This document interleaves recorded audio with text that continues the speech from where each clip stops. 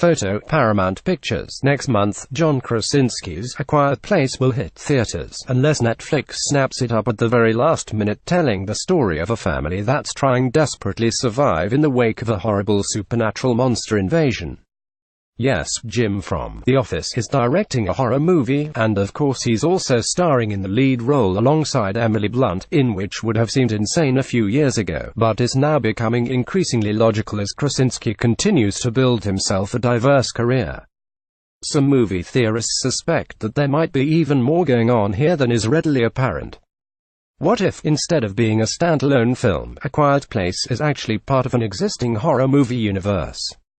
What if A Quiet Place is secretly set in the same confusing continuity as Cloverfield? There are weirder ideas out there. Considering the story behind 10 Cloverfield Lane, and how it was snuck up on moviegoers despite having initially been designed as a wholly unrelated venture, it's not outside the realms of possibility that this new movie could similarly be a secret addition to the franchise.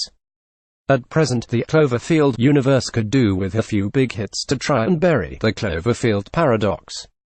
Once upon a time, this was also an unrelated movie premise titled The God Particle, before it was taken and slightly adapted to try and connect it to previous Cloverfield movies. The result is pretty ugly, and for the most part, fans of the series hate this film. Later this year, we'll be getting Overlord, the fourth official Cloverfield movie, which fans hope will be better than Paradox.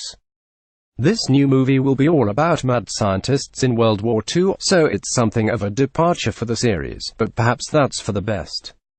Source: Paramount. The real question here, after the Cloverfield paradox bombed, is whether Paramount would want to risk this fledgling shared universe by releasing a third movie in the series during 2018. 3 movies a year in a single franchise isn't unheard of. Marvel manages it now, but it's taken that studio years to build up to that level of proficiency, and it's hard to see how Bad Robot and the team behind Cloverfield could manage such an undertaking.